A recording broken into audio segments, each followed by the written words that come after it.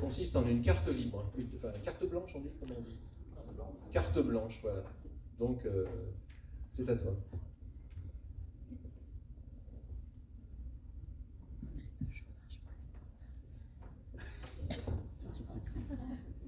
Bonjour, bon, comme vous le voyez, je suis paléoanthropologue, donc je ne peux pas me déplacer sans mes os, j'en ai plein la valise encore.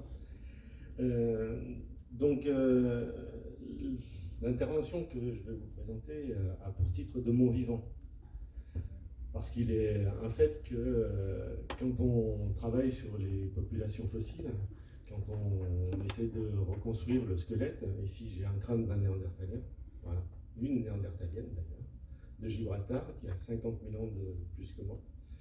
Et ces populations, on les connaît à travers leur production, leurs outils, leurs habitats, mais en même temps, il est assez difficile de percevoir la manière dont elles reçoivent les informations de l'environnement dans lequel elles se déplacent. Elles vont à la chasse, ce sont des chasseurs-cueilleurs, nomades, effectivement, et à partir de là, quand on pose la question des chasseurs-cueilleurs, on peut retrouver des dizaines de définitions. Elles appartiennent à tous les ethnologues qui ont éventuellement travaillé sur des Papous, sur des Bushman, sur des aborigènes d'Australie ou des Négritos des Philippines. Et à chaque fois, on s'arrête sur des idées, une perception qui est, entre guillemets, culturelle, individuelle, à l'échelle de chacune des personnes qu'on va rencontrer. Et dans la pensée sauvage de Lévi-Strauss, on voit bien que cette construction de la perception de l'environnement, de la nature, du monde dans lequel on vit, elle est différente pour chacune des populations qu'on croise. Elle est différente pour chacune des personnes que l'on va interviewer. Et ce regard, le vocabulaire utilisé, il est véritablement personnel. C'est comme si on avait une notion de la nature, du vivant, du monde dans lequel on vit, construit par notre propre perception et notre propre chemin. Voilà. Et en travaillant sur les travaux d'ethnologues, notamment Nastia Martin, par exemple, quand elle a travaillé sur les Gwich'in en Alaska, je me suis rendu compte qu'effectivement, se représenter l'idée ou la manière dont pensent les communautés sur lesquelles on travaille en tant qu'ethnologue, eh bien, amène à poser tout un tas de questions. Et ces questions qui ont rapport avec le monde dans lequel ils vivent, eh bien, montrent parfois un certain nombre de décalages. Je me sens décalé, moi, quand je vois un petit peu comment ces chasseurs imaginent, perçoivent l'altérité, l'animal qu'ils ont l'intention d'aller chasser et comment ils essayent de deviner ses ruses, ses stratégies. Et par rapport à cela, ils le considèrent comme un autre, comme quelqu'un faisant partie de leur monde. Mais si on croise quelqu'un ici à Grenoble qui regarde un pigeon, il ne va pas se projeter dans la tête du pigeon non plus. Il le regarde comme un élément de mobilier quasiment urbain et ne faisant pas partie de son écologie propre. Voilà. Donc il y a une relation avec l'écologie qui est assez particulière pour ces chasseurs-cueilleurs. Et il est parfois délicat, on a parlé d'anthropocentrisme tout à l'heure dans l'intervention précédente, et on se rend compte qu'effectivement on se projette dans une idée et on la dépose sur ces hommes fossiles, ce qu'on a fait pendant des dizaines d'années dans la préhistoire. Et ces néandertaliens sont passés d'un statut d'homme velu très simiesque à Néandertal mon frère, si je reprends un des titres d'un ouvrage qui est paru il y a quelques années concernant ces mêmes personnes. Donc, en 150 ans de préhistoire, on a plusieurs manières de percevoir les hommes de la préhistoire. Il y a plusieurs manières de percevoir ces chasseurs-cueilleurs. Et de fait, quand on fait un petit peu, on prend le centre, la ville, et on va très loin dans un endroit qu'on va qualifier de naturel, on va trouver tout le temps des hommes. Et ces hommes qui vivent dans le désert du Namib, par exemple, eh bien, ils ont une perception de l'environnement qui n'est pas la même que la nôtre. Ils vivent avec les animaux, ils sont dans l'environnement et ne s'en considèrent pas comme exclus. Ils ont une relation avec les animaux, avec ces altérités qu'ils considèrent comme des esprits. Prenons l'idée qu'ils sont animistes, bref, et ils ont un rapport avec le vivant qui est le leur, particulier. Si on se rapproche d'un village où on pratique plus ou moins l'agriculture, là on va avoir un autre rapport au vivant on va avoir le droit de vie ou mort sur les animaux qu'on élève. On va les faire grandir, on les considère comme un capital, comme une matière première.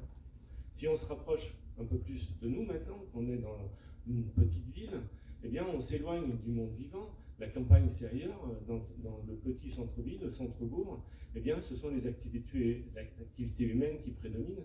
Et de ce fait-là, on n'est plus à vivre dans le monde naturel, hormis le petit arbre qui est dans le jardin, effectivement, ou les petites fleurs qu'on fait pousser. Et chaque année, on se réjouit des tulipes qui percent le gazon. Bon, mais on n'est plus dans le vivant. Et quand on arrive en ville, eh bien, on voit le vivant à travers des vitres numériques. Et la connaissance que l'on en a nous amène parfois à des conclusions un peu étranges. Par exemple, étudiant, je fais de l'anatomie comparée à l'université, et on apprend à décrire les animaux, les crânes, montre-moi tes dents, je te dirai ce que tu manges, etc. Et on a un étudiant qui, à l'examen, nous a décrit un crâne d'un cheval, et il voit que ce cheval a des belles canines, et il a des membres spécialisés pour la course, donc il nous fait, avec en magnifique conclusion, cet animal a des jambes qui lui permettent de courir très vite, et des canines sur son crâne pour attraper ses proies. Donc, le cheval est carnivore. Donc effectivement, la connaissance que l'on construit au cours de son parcours sur le monde vivant conditionne un petit peu l'appréhension, la perception de l'environnement. Et si on en vient à se poser tout un tas de questions sur l'écologie, sur les espèces, sur le vivant, eh bien, aborder cette connaissance est, je pense, assez fondamental dans le sens où, si on aborde l'écologie du vivant, on aborde aussi l'écologie humaine. Si on essaie de définir une nature avec ou sans homme, eh bien, on va poser la question des limites. Par exemple, toute simple, si on construit un territoire où on met des animaux pour les protéger de l'activité humaine, ces animaux vont vivre dans un espace où ils vont être soulagés, ils vont pouvoir se déplacer, se nourrir, se reproduire. Qu'est-ce qui va se passer si, par exemple, on a une saison qui est très favorable et on a un boom démographique chez les chevreuils de ce parc?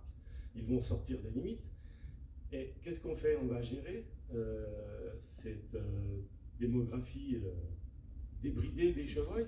Et ben, cette gestion va aller vers la suppression pure et simple du surplus. Donc en fait, on se met en tant que gestionnaire du vivant comme si on était James Bond à se donner un permis de tuer en se disant, voilà, bah les chevreuils, vous avez dépassé votre quota et donc on va vous supprimer parce que vous êtes trop nombreux, vous menacez votre environnement. Donc mettre des limites en construisant des espaces de nature sans homme peut éventuellement poser des problèmes. Alors je dis ça, aux États-Unis, ils abattent les loups en hélicoptère parce qu'il y a trop de loups dans certains parcs. Bon, voilà. Donc une nature sans homme peut poser des questions assez importantes sur la manière dont on réfléchit au vivant. Une nature avec des hommes, là aussi, peut poser question parce que si je suis grenoblois et que je perçois l'environnement de ma ville de Grenoble, je vais vouloir gérer ou avoir des espaces où il me semble que la nature doit pouvoir être respectée et se développer toute seule. Et les hommes qui, dans ces territoires où la nature doit se développer toute seule, mais qui y vivent, qui ont des troupeaux, qui vivent de la chasse, par exemple, des chasseurs-cueilleurs, eh bien, eux ne perçoivent pas cet environnement de la même manière. On va pas, et c'est ce qui s'est passé, amener des chasseurs-cueilleurs vivant dans un environnement où il y a du renne, où ils font des chasses aux rennes, leur apprendre à élever des vaches. Déjà parce que l'environnement, ça ne s'y prête pas. Et puis d'un autre côté, ce chasseur-cueilleur va vous regarder drôlement en disant « Moi, je n'ai pas envie de me mettre au service d'une vache. Et encore moins pour une patate. Je ne veux pas non plus servir, donner ma liberté pour élever une patate. » Donc il y a tout un tas de conceptions qui sont différentes et qui font qu'il y a un très très grand décalage entre justement cette version du vivant en fonction de l'espace géographique dans lequel on grandit. Et il y a une des fenêtres, et là je peux remercier ce genre de maison, muséum d'histoire naturelle, d'être présent, là, existant, c'est que l'une des réflexions qu'on doit avoir, c'est certainement de réfléchir à comment augmenter la connaissance que l'on peut avoir du vivant pour s'en rapprocher le plus et de mieux percevoir l'écologie, le vivant, les animaux, dans leur évolution, dans le temps, dans un temps long. Et de ce fait, si je perçois ces écologies, si on se dit qu'on a un devoir, si on doit avoir un devoir de les protéger, eh bien en protégeant le vivant, on protège aussi l'homme. Voilà. Donc protéger le vivant, c'est aussi protéger l'homme. Parce que le vivant n'est pas qu'une seule matière première, n'est pas quelque chose qu'on doit uniquement gérer, n'est pas quelque chose qui peut être une propriété parce qu'on a changé un gène et que ce gène breveté devient une priorité de Monsanto par exemple, ou si une autre plante sauvage ayant été hybridée par ces plantes de culture va devenir aussi une plante de Monsanto parce qu'elle possède les gènes qu'ils ont développés. Donc le fait de considérer le vivant comme brevetable est une question.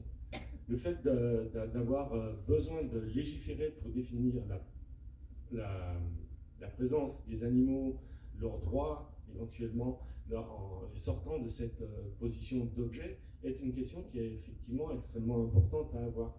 Parce qu'on a des milliers de... On a parlé de sensibilité, mais effectivement, les moutons ou autres, les mammifères sont sensibles à la douleur, jusqu'aux poissons. Donc tous les vertébrés sont sensibles à la douleur. Voilà.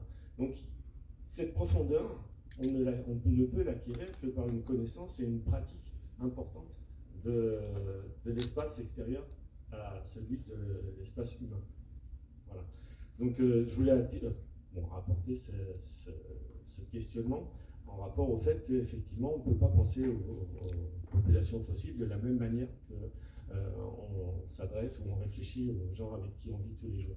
Donc on a besoin d'avoir un décalage et une projection qui nous permettent de comprendre toutes les diversités d'êtres humains. Voilà. Merci beaucoup.